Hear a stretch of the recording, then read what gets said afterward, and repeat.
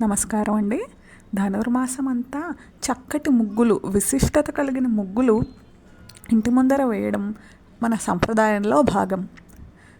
ఇంకా చాలామంది గొబ్బెమ్మలు పెట్టి వాటికి పసుపు, కుంకుమ, పూలు పెట్టి పూజ కూడా చేస్తుంటారు. ధనుర్మాసం అంతా వైకుంఠం యొక్క వాకిలి తలుపులు తెరిచి ఉంటాయి అని చెప్తూ, అందుకని ధనుర్మాసం మొదటి రోజు నుంచి వైకుంఠ వాకిలి తలుపులు తెరిచి ఉన్నట్లుగా ముగ్గు వేస్తాము.